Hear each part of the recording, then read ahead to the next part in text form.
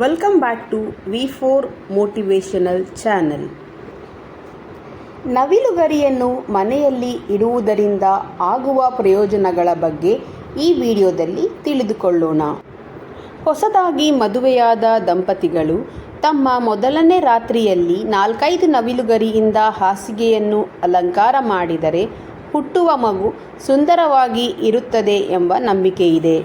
ಮಕ್ಕಳ ವಿದ್ಯಾಭ್ಯಾಸದಲ್ಲಿ ಹಿನ್ನಡೆಯಾಗುತ್ತಿದ್ದರೆ ಅವರ ಟೇಬಲ್ ಹತ್ತಿರ ಅಥವಾ ಅವರು ಓದುವ ಪುಸ್ತಕದಲ್ಲಿ ನವಿಲುಗರಿಯನ್ನು ಇಟ್ಟರೆ ಅದರ ಪ್ರಭಾವದಿಂದ ಚೆನ್ನಾಗಿ ಅಭ್ಯಾಸವನ್ನು ಮಾಡುವ ಮನಸ್ಸಾಗುತ್ತದೆ.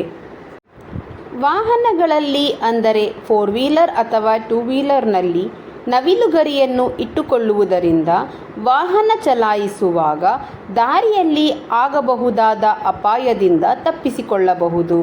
ಏಕೆಂದರೆ ದೇವರ ವಾಸ ನವಿಲುಗರಿಯಲ್ಲಿ ಇರುತ್ತದೆ. ಎಂದಿಗೂ ಅವನು ನಮ್ಮನ್ನು ರಕ್ಷಿಸುತ್ತಾನೆ. ಯಾವ ವ್ಯಕ್ತಿ ತನ್ನ ಬಳಿ ನವಿಲುಗರಿಯನ್ನು ಇಟ್ಟುಕೊಳ್ಳುತ್ತಾನೋ ಅವನ ಹತ್ತಿರ ದುಷ್ಟಶಕ್ತಿಗಳು ಸುಳಿಯುವುದಿಲ್ಲ. ಬೆಳಗ್ಗೆ ಎದ್ದ ತಕ್ಷಣ ನವಿಲುಗರಿಯನ್ನು ನೋಡುವುದರಿಂದ ನಿಮ್ಮ ಇಡೀ ದಿನ ಚೆನ್ನಾಗಿ ಕಳೆಯುತ್ತದೆ. ನವಿಲುಗರಿಯನ್ನು ಮನೆಯಲ್ಲಿ ಅಥವಾ ನಮ್ಮ ಜೇಬಿನಲ್ಲಿ ಇಟ್ಟುಕೊಳ್ಳುವುದರಿಂದ ರಾಹುದೋಷ ನಿವಾರಣೆಯಾಗುತ್ತದೆ. ನವಿಲುಗರಿಯನ್ನು ನಿಮ್ಮ ಬಳಿ ಇಟ್ಟುಕೊಂಡು ಮಲಗುವುದರಿಂದ ಕೆಟ್ಟ ಕನಸುಗಳು ಬೀಳುವುದಿಲ್ಲ. ಜೀವನದಲ್ಲಿ ಕಷ್ಟಗಳು ಮತ್ತು ತೊಂದರೆಗಳು ಬಂದರೆ ಮನೆಯ ಕೋಣೆಯಲ್ಲಿ ನವಿಲುಗರಿಯನ್ನು ಇಟ್ಟರೆ ಸಮಸ್ಯೆಗಳು ಸರಿಯಾಗುತ್ತದೆ. ಯಾರಾದರೂ ನಿಮಗೆ ನವಿಲುಗರಿಯನ್ನು ಕೊಟ್ಟರೆ ನಿಮ್ಮ ಜೀವನದಲ್ಲಿ ಯಶಸ್ಸಿನ ಬಾಗಿಲು ತೆರೆಯುವುದು ಎಂದರ್ಥ.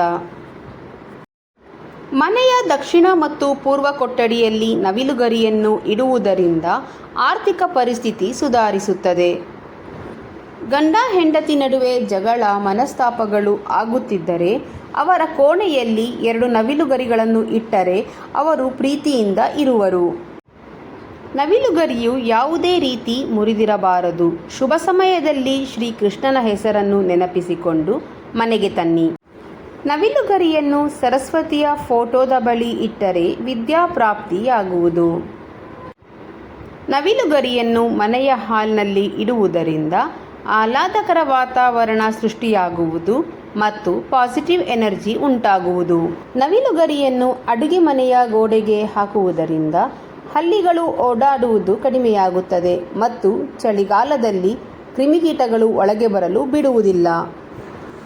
ನವಿಲು ಎಣ್ಣೆಯನ್ನು ಹಚ್ಚುವುದರಿಂದ ಸೊಂಟ ನೋವು, ಬೆನ್ನು ನೋವು, ಕಾಲು ನೋವು ಸಮಸ್ಯೆಗಳು ನಿವಾರಣೆಯಾಗುತ್ತದೆ. ಯಾರ ಮನೆಯಲ್ಲಿ 2 ನವಿಲುಗರಿಗಳು ಇರುತ್ತದೆಯೋ ಅವರ ಮನೆಯಲ್ಲಿ ಜಗಳ ಕಲಹಗಳು ಇರುವುದಿಲ್ಲ. ಒಟ್ಟಾಗಿ ಕೂಡಿ ಬಾಳುತ್ತಾರೆ. ಮನೆಯಲ್ಲಿ 3 ನವಿಲುಗರಿಯನ್ನು ಇಟ್ಟು ಅದರ ಕೆಳಗೆ ಗಣೇಶನ ಮೂರ್ತಿಯನ್ನು ಸ್ಥಾಪಿಸಿದರೆ ದೋಷ ನಿವಾರಣೆಯಾಗುತ್ತದೆ. ಸ್ನೇಹಿತರೆ, ಈ ವಿಡಿಯೋ ನಿಮಗೆ ಇಷ್ಟ ಆದರೆ ವಿಡಿಯೋಗೆ ಒಂದು ಲೈಕ್ ಮಾಡಿ, ಹಾಗೆ ನನ್ನ ಚಾನಲನ್ನು ಸಬ್ಸ್ಕ್ರೈಬ್ ಮಾಡಿ. ಇದೇ ರೀತಿಯ ಉಪಯುಕ್ತ ಮಾಹಿತಿಯೊಂದಿಗೆ ಮುಂದಿನ ವಿಡಿಯೋದೊಂದಿಗೆ ಭೇಟಿಯಾಗೋಣ.